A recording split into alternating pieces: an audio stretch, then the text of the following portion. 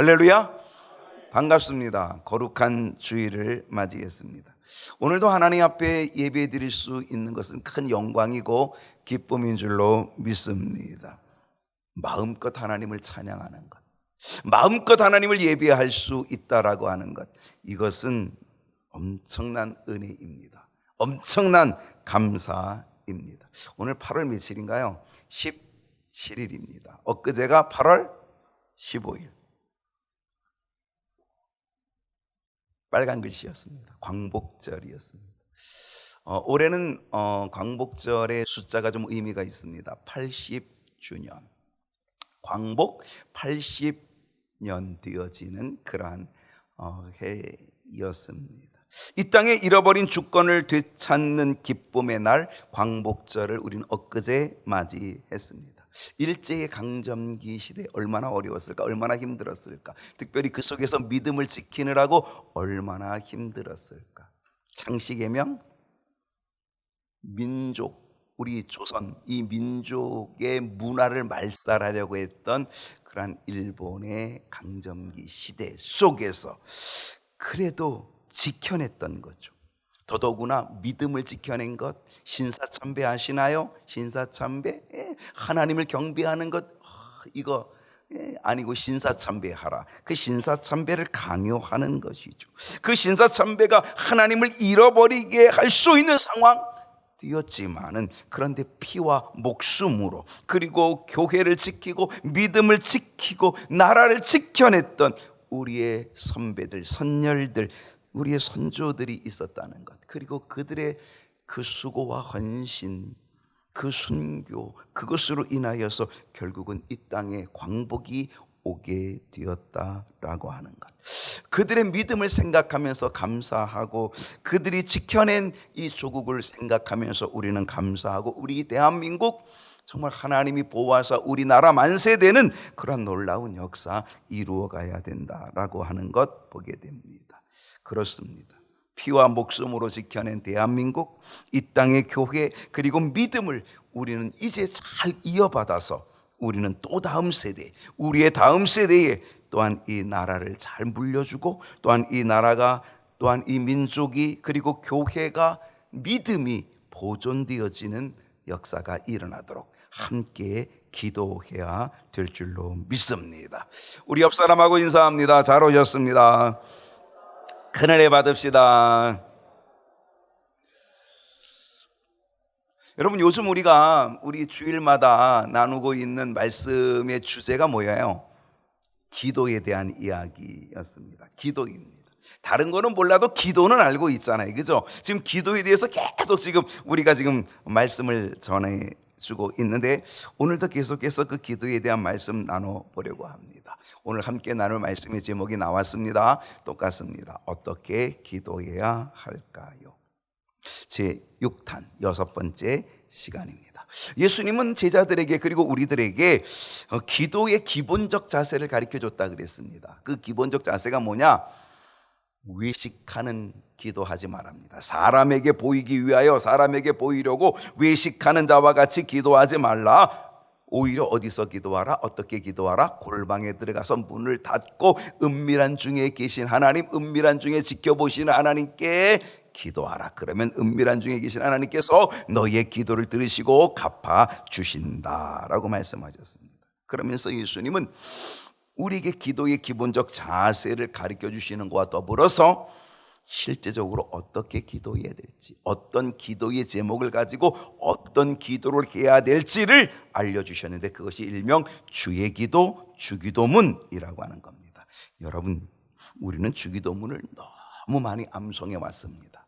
다들 암송하실 수 있죠, 그죠? 우리가 주기도 송으로 지금 하고 있지만은 아마 지금도 암송하라 그러면 줄줄줄줄줄 아마 여러분 암송할 겁니다. 너무나 익숙한 거죠. 주기도문, 하늘에 계신 우리 아버지여 이름이 거룩히 여김을 받으시오며, 우리는 너무너무 익숙하게 이 주기도문을 해왔다라고 하는 겁니다.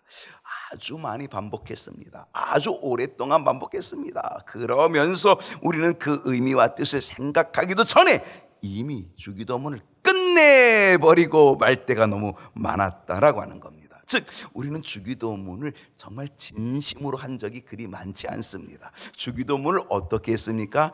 그냥 끝맺음으로, 그냥 형식적으로 하는 경우가 더 많았다라고 하는 겁니다. 이제 우리 주님이 가르쳐 주신 이 주기도, 주의 기도, 주님이 가르친 이 기도를 우리는 정말 잘 배우고, 오늘 이번 기회에 더 이상 형식적으로, 더 이상 주문 외듯이 끝내버리지 말고, 주님이 가르쳐 줬으니 얼마나 소중할까, 주님이 가르쳐 줬으니 얼마나 그 뜻이 의미가 일까, 얼마나 기가 막히고 얼마나 놀라운 것인가라고 그렇게 생각을 하고, 또한 이번 기회에 여러분이 이 주님의 기도, 주의 기도를 가지고 기도함으로 기도에 큰 은혜가 열리고, 또한 기도의 능력도 생기고, 기도의 문도 더욱 크게 활짝 열려지는 역사가 일어날 수 있기를 주님의 이름으로 축복합니다.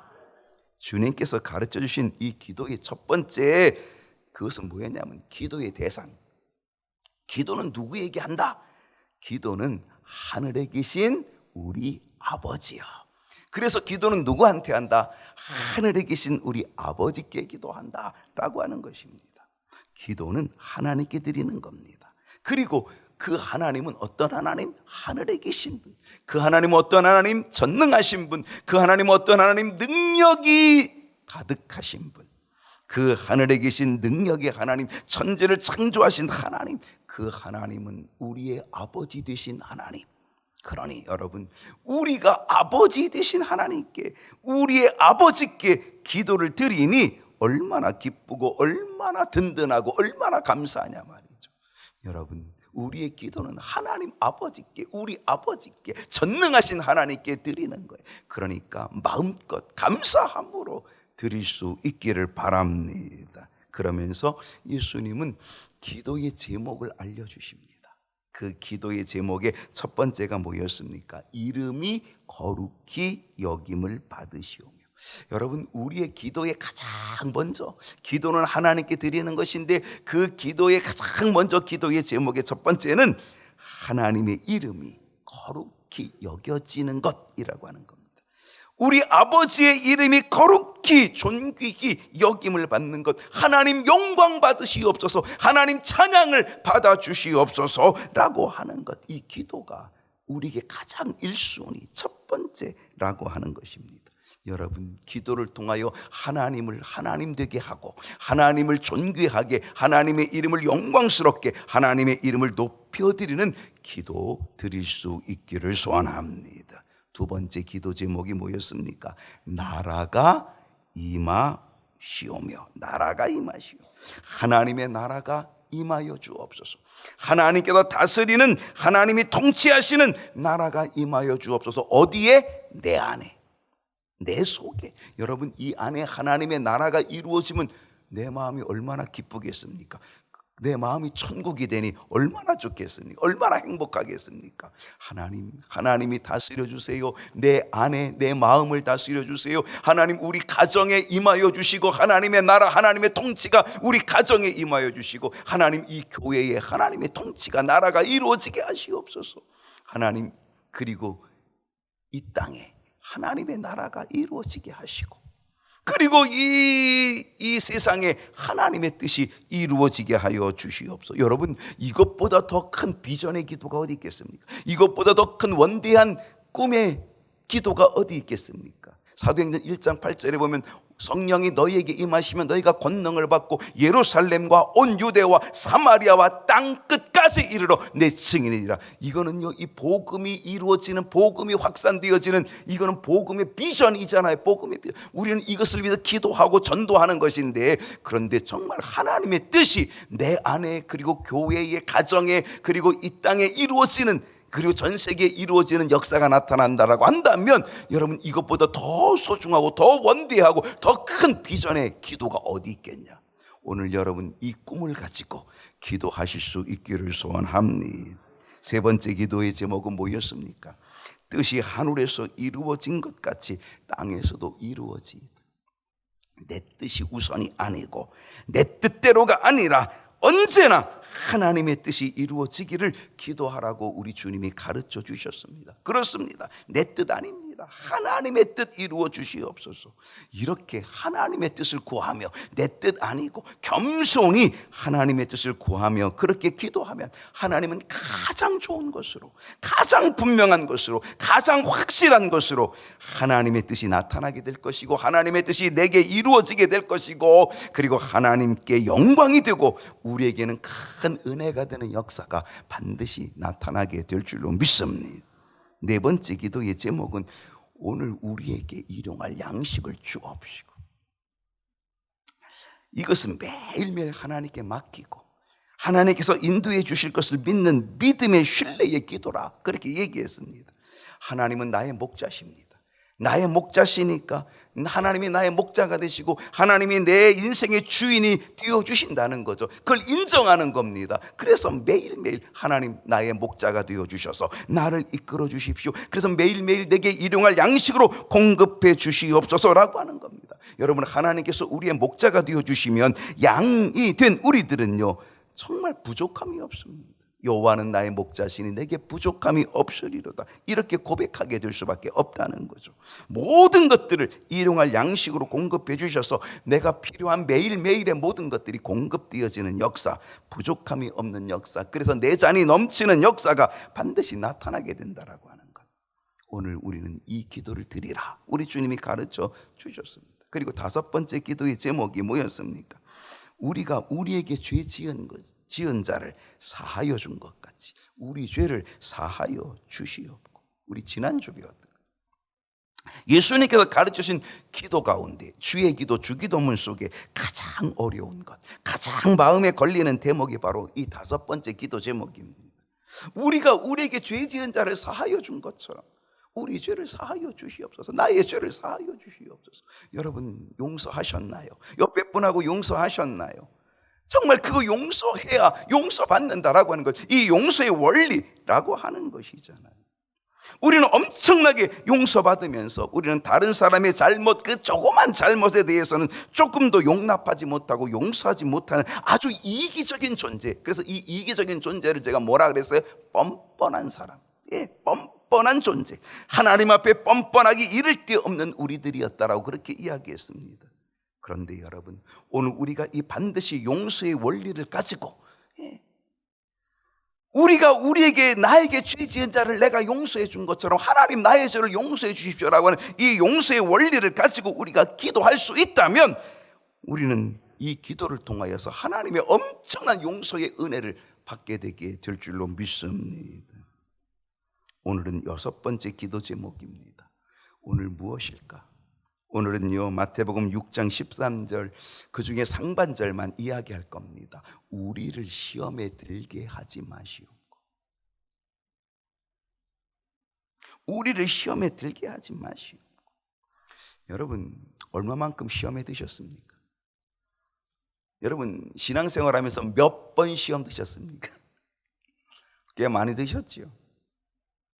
속회에서 시험 들고, 선교회에서 시험 들고, 일하다가 봉사하다가 주방에서 시험 들고, 고춧가루를 많이 넣느니 못 넣느니 그러고 싸우면서 시험 들고, 김밥을 자르는데 굵게 잘랐더니 가늘게 잘랐느니 하고 하면서 센치가 안 맞는다고 또 한마디 해서 또 시험 들고. 우리는요 별의별 시험 다 듭니다. 얼마나 많은 시험 드는지 모릅니다. 여러분 우리의 일생 동안 시험 들 일들이 너무 많아요. 그래서 우리 주님은 알고 계세요. 우리가 얼마나 많은 시험이 있는지. 그래서 우리는 매일매일 기도하라는 거예요. 우리를 시험에 들게 하지 마시옵고. 여러분 지금까지 그 숱한 시험들 그래도 잘 이겨내시고 여기까지 오셨는데, 여러분 또 앞으로 얼마만큼의 시험이 우리에게 있을지 알 수가 없으니 여러분 우리는 매일매일 이 기도를 드려야 합니다. 우리를 시험에 들게 하지 마시옵고.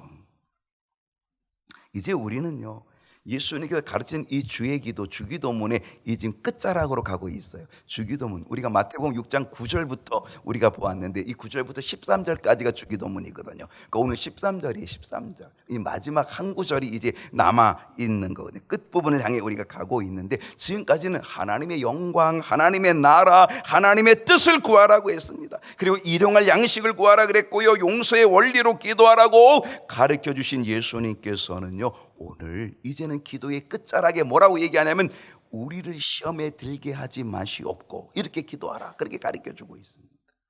여러분, 이 기도 제목은요, 단순히 하나님 문제없게 해주세요, 나 문제없게 해주세요 라고 하는 이 정도의 기도가 아니라는 겁니다. 이것은 신앙을 무너뜨리는 것, 내 신앙을 무너뜨릴 수 있는 유혹, 내 신앙을 무너뜨릴 수 있는 위기에서 나를 지켜달라고 하는 간절한 요청의 기도라고 하는 사실입니다. 여러분, 우리는 어떤 존재인지 아십니까? 우리는요, 내 힘으로 모든 시험을 이길 수 없는 연약한 존재. 우리는 어떤 존재라고요?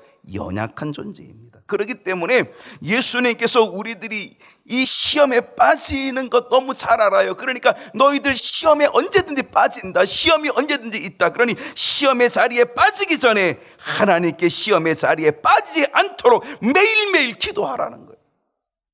여러분, 매일매일 기도하십시오. 하나님, 오늘도 시험의 자리에 빠지지 않게 이 기도를 가지고, 이 주님의 기도를 가지고 기도하라라고 하는 것입니다. 마태복음 26장 40절을 봅니다. 다 같이 한번 읽어봅시다. 제자들에게 시작.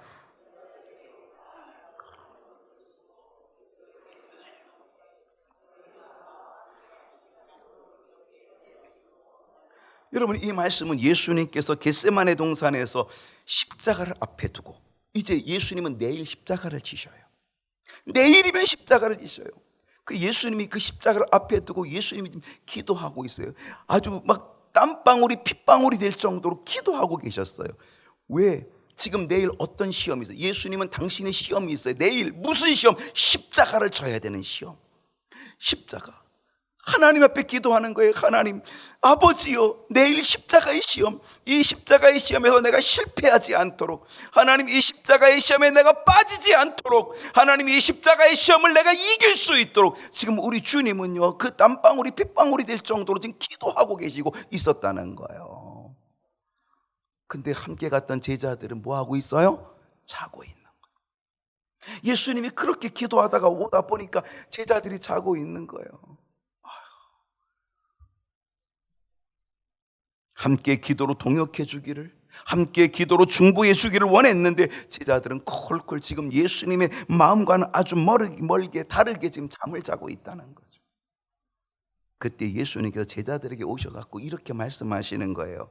제자들이 자는 모습을 보시고 그렇게, 너희가 나와 함께 한시도 이렇게 깨어 있을 수 없더냐? 한 시간도 이렇게 깨어 있을 수 없니? 그렇게 이야기를 하는 거예요. 그런데요, 여러분, 이 말씀 속에서 여러분 우리가 깨달아야 되는 게 뭐냐면, 특별히 예수님이 누구를 지목했어요? 누구를 지목했어요? 누구를 지목했어요? 베드로. 제자들 여럿이 잠을 자고 있는데 특별히 베드로를 지목하고 있어요. 이 말은 뭐예요? 베드로야, 너도 이제 시험이 오고 있다. 나는 지금 내일 십자가를 져야 될 시험을 가지고 내가 기도하는데 너도 이제 곧 시험이 오고 있다라고 하는 것을 지금 알려주고 있다라고 하는 사실이죠. 여러분, 예수님은 베드로에게 시험이 있을 것을 지금 경고해주고 있다는 거예요. 마태복음 26장 41절에 주님 말씀하십니다. 시험에 들지 않게 깨어 기도하라. 마음에는 원이로되 육신이 약하도다. 여러분, 이건 특별히 베드로에게 하신 말씀이라니까요. 베드로야, 시험에 들지 않게 깨어 기도해. 지금 내가 십자가의 시험이 내일 있는 것처럼 너도 이제 금방 시험이 와. 그런데 너 시험에 들지 않게 깨어 기도해. 우리 주님이 말씀하는, 특별히 베드로를 지목하여서 말씀하고 있다는 것입니다. 여러분, 실상 이 베드로의 실패의 원인은 뭘까요?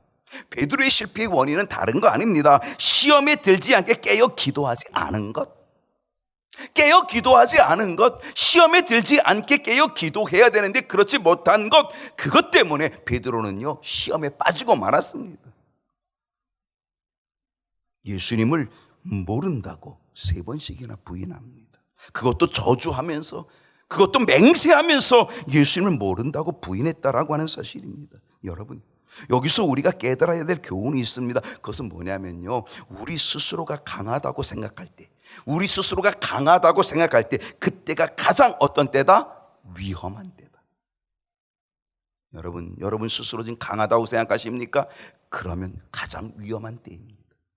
여러분, 베드로는요 스스로 강하다고 생각했어요. 예수님이 야, 자지 말고 기도해. 1시간도 깨어 있을 수 없냐? 시험에 들지 않도록 너 깨어 기도해. 베드로가 어떻게 생각해서 자는 중에 아마 베드로는 있을 거예요. 아이고 예수님 걱정하지 마세요. 내가 믿음이 얼마나 센데요. 아유, 내가 수제자잖아요. 내가 믿음이 얼마나 좋은지 아세요? 아이고 그런 염려하지 마. 아마 베드로는 아마 이렇게 자신만만했을 거예요. 왜? 그는 스스로 강했거든요. 진짜 스스로 강하다고 생각을 했거든요. 자부했거든요. 왜? 그는 수제자였습니다. 여러분, 베드로처럼요 즉각적으로 대답한 사람이 어디 있어요? 야, 사람들이 나를 누구라고 하느냐? 그랬더니요 아무도 대답을 못하네. 다른 제자들은 입을 꼭 닫고 있는데 베드로가 주는 그리스도십니다. 살아계신 하나님의 아들이십니다. 바요나 시몬아, 내가 복이 있다. 정말 이렇게 된 것, 이런 영광을 얻은 사람이 누구예요? 바로 베드로입니다. 그러니까 수제자 아니에요? 다른 제자보다 달랐다는 거죠. 제자들이 바다에서 막 배를 지어서 노를 저어 가는데요, 갑자기 풍랑이 일어났습니다. 배가 뒤집힐 정도의 풍랑이 일어났어요. 그냥 막 두려워 있고 막 그러고 있는데 예수님이 바다 위를 걸어오시는 거예요. 모두 다 유령이다라고 놀라고 두려워하고 있는데 베드로는 뭐예요? 주여, 주님이십니까? 그러면 나도 바다를 걷게 해주시오. 그리고 풍덩 바다로, 그 풍랑 속으로 뛰어들어간 사람이 누구예요? 베드로밖에 없어요. 즉각적으로 대답한 사람 베드로, 즉각적으로 행동하는 사람 베드로. 그러니요, 베드로를 뛰어넘을 사람이 어디 있겠어요? 수제자지요. 최고의 제자 맞지요. 베드로는 스스로 강하다고 생각할 수밖에 없는 거죠. 강하다고 생각했을 거예요. 나는 다른 제자하고는 달라. 나는 수제자의 제일 세, 강해 라고 생각했을 겁니다. 여러분, 베드로가 어떻게 말합니까? 이렇게 말합니다. 마태복음 26장 33절을 보게 되면요, 베드로가 대답하여 이르되 모두 주를 버릴지라도. 예수님, 이 다른 제자들은요 아유 약해요. 믿음 약해요. 아마 시험이 오면요 다 주를 버릴 거예요. 다른 제자들이 다 주를 버려도요 나는 결코 주님 안 버립니다. 나는 셉니다. 나는 강합니다. 나는 수제자입니다. 이렇게 대답하는 거예요. 자, 26장 35절을 보겠습니다. 베드로가 이르되 내가 주와 함께 뭐 할지언정 나는 죽을 수도 있습니다. 나는 목숨까지 내놓겠습니다. 내가 주를 위하여서는 내가 목숨도 내놓을 겁니다. 내가 주와 함께 죽을지언정 나는 주님 절대 부인하지 않습니다. 이렇게 장담한 베드로였습니다. 스스로 강하다고 생각했던 베드로였습니다. 시험에 들지 않게 깨어 기도해. 아이고 걱정 말아요. 기도 안 해도요 나 강해요. 이렇게 스스로 생각했던 베드로. 그런데 이 베드로가 닭 울기 전에 세 번씩이나, 여러분 한 번도 아닙니다. 세 번씩이나. 여러분, 이 세 번이라고 하는 게 뭐예요? 이거는 완벽하다는 거예요. 삼세판 완벽한 거잖아요. 이건 더 이상 돌이킬 수 없는 잘못이잖아요. 더 이상 돌이킬 수 없는 이 삼세판의 죄, 예수님을 저주하고 맹세하며 세 번씩이나 완벽하게 모른다고 부인했다는 거죠. 여러분, 어쩌면요 우리들도 베드로처럼 스스로 강하다고 생각할지 모릅니다. 아마 여러분들도 강하다고 생각할 거예요. 여러분 어떤 생각할 거예요? 베드로와 같은 비슷한 생각할 거예요. 내가 예수를 지금 몇 년째 믿고 있는데, 내가 지금 신앙생활을 내가 몇 년째 하고 있는데, 아마 여러분 신앙생활 몇 년째 하고 있다라고 하는 것 때문에 아마 여러분이 대단히 스스로 강하다고 생각할지 몰라요. 나는 지금 모태신앙이야, 모태신앙. 나는 지금 몇 대째 신앙생활 하고 있는지 알아? 우리 아버지, 할아버지, 우리 증조 할아버지, 아이고 내가 지금 4대째 내가 신앙생활 하고 있어. 우리 집안이 지금 대대로 신앙의 집안이야 라고 하면서 나는 스스로 강하다고 생각할지 모릅니다. 내가 지금 직분이 집사잖아, 내가 권사잖아, 내가 지금 장로인데 내가 얼마나 믿음이 좋은데 난 스스로 쎄라고 그렇게 생각할지 모릅니다. 내가 지금 얼마나 믿음이 좋은데, 내가 지금 얼만큼 봉사하고 있는지 알아? 내가 얼만큼 헌신하고 있는지 알아? 이거 봐, 내가 이 봉사와 헌신을 봐. 내가 이렇게 내가 지금 세단 말이야. 그리고 스스로 아마 여러분이 강하다고 생각할지 모릅니다.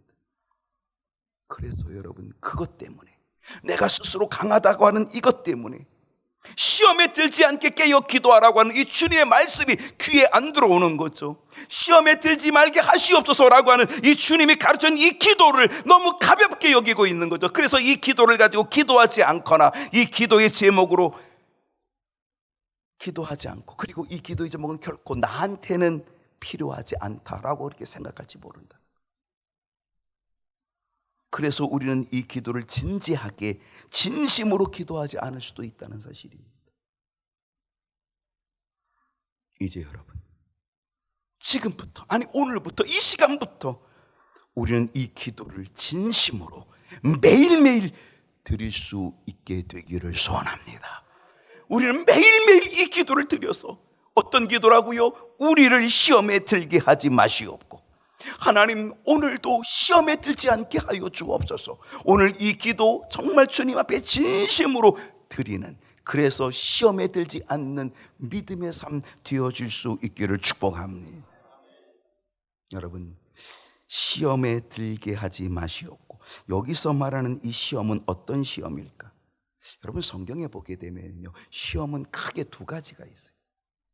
한 가지는 하나님의 시험이에요. 하나님의 시험, 하나님도 시험하시나?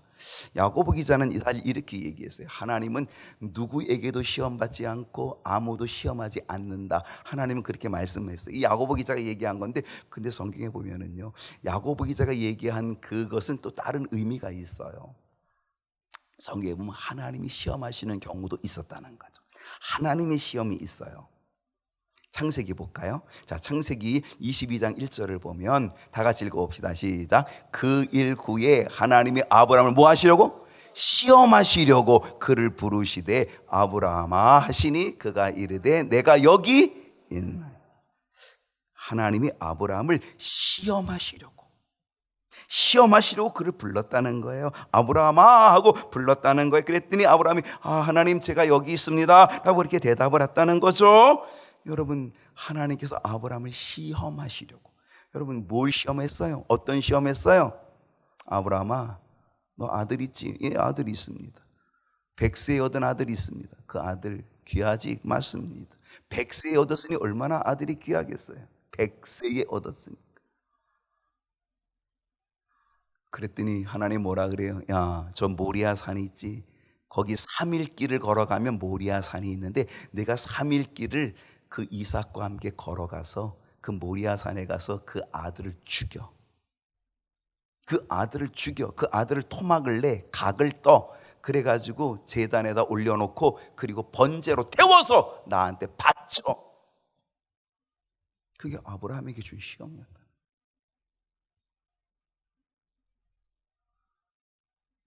여러분, 이 엄청난 시험이었지만은요, 사실 이 하나님의 시험은 아브라함을 파괴시키려는 시험이 아니었어요. 아브라함을 쓰러뜨리려고 하는 시험이 아니었어요. 사실 하나님이 아브라함에게 이 시험을 준 것은 이 시험을 통하여서 아브라함의 믿음이 더욱 견고해지도록 하기 위한 시험, 더욱 하나님을 신뢰하고 바라볼 수 있도록 하기 위한 시험, 믿음의 조상이 되어지도록 만들어주기 위한 그 시험이었다라고 하는 거예요. 내가 내 아들을 죽여서 하나님께 바친다고 해도 하나님은 내 아들을 다시 살리실 수 있는 분이라고 하는 이 믿음을 갖게 하는 그러한 시험이었다는 거죠. 주신 분도 하나님, 가져가시는 분도 하나님, 그 하나님을 믿게 하려 하는 그러한 시험. 그리고 하나님은 이 시험을 통하여서 아브라함에게 뭐예요? 오히려 복을 주시려고. 그래서 내 이름을 창대하게 해주시는, 복의 복을 더해 주시는, 이 복을 주시는 이 은혜를 주시기 위한 시험이었다라고 하는 거죠. 그러므로 하나님의 시험은 우리를 쓰러뜨리고 우리를 넘어뜨리는 시험이 아니라 하나님의 시험은 언제나 우리를 유익하게 하시는 시험, 유익한 열매와 유익한 결과를 맺게 하시는 시험이라고 하는 거죠. 근데요, 여기서 말하는 예수님이 시험에 들게 하지 마시옵고 라고 하는 여기서의 시험은 바로 이 하나님의 시험은 아니에요. 여기서 말하는 시험은 이런 연단의 시험이 아니에요. 여기서 말하는 시험은 어떤 시험이다? 이거는 유혹. 우리를 파괴시키고 우리를 쓰러뜨리고 우리를 멸망시키려고 하는 유혹, 함정, 그 유혹의 시험이라는 거죠. 그러니까 이 시험은 어떤 시험이다? 바로 두 번째, 하나님의 시험이 아닌 마귀의 시험. 여러분, 이 마귀는요, 누구를 시험했어요? 예수님도 시험했어요.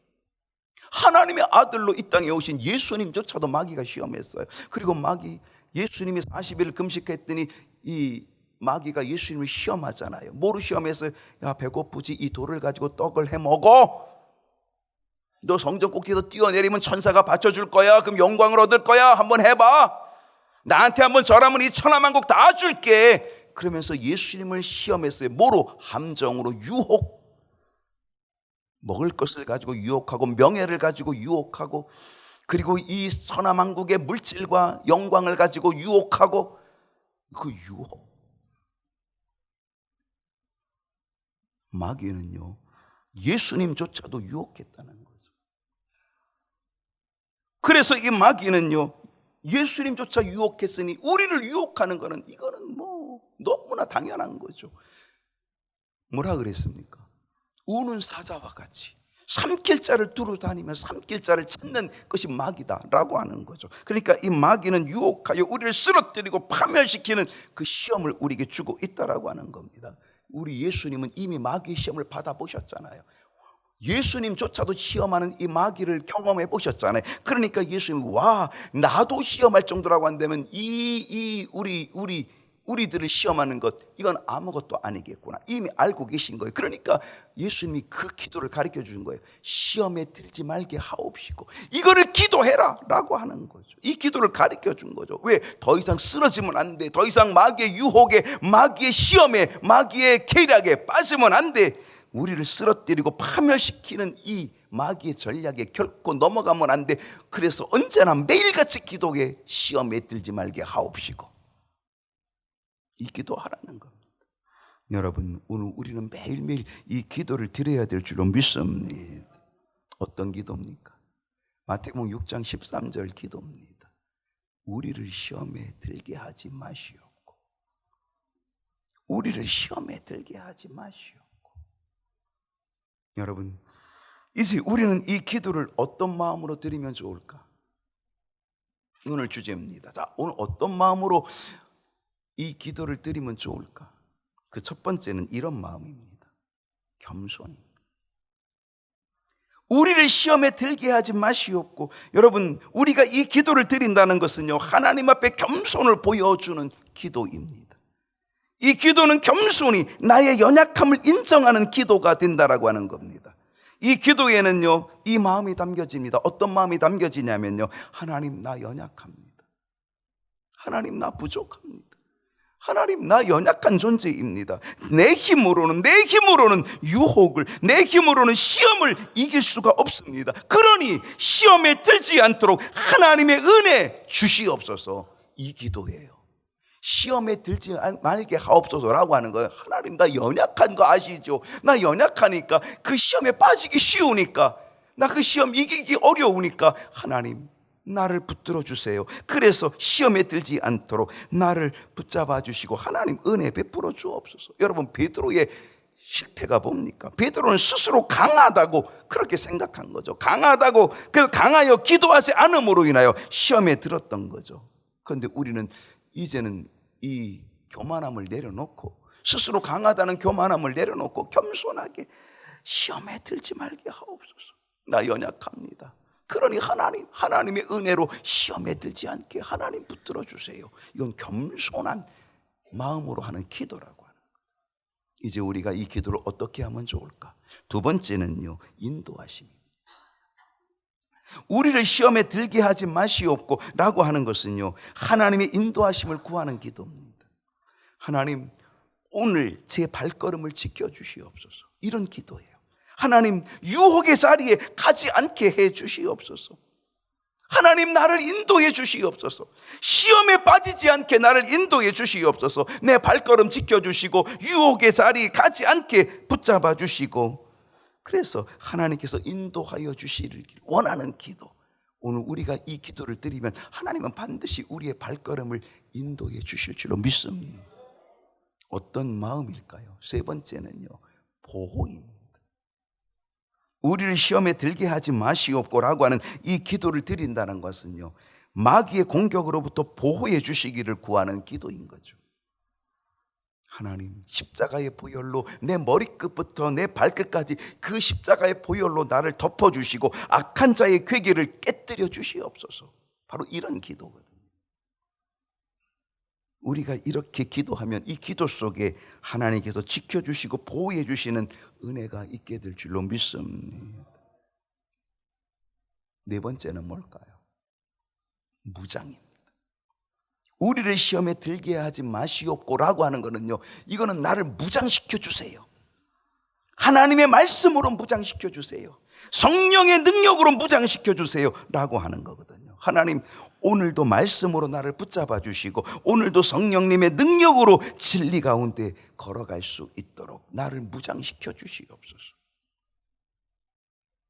이 기도 속에서 하나님께서 말씀으로 성령의 능력으로 여러분들을 붙잡아 주시는 은혜를 베풀어 주실 줄로 믿습니다.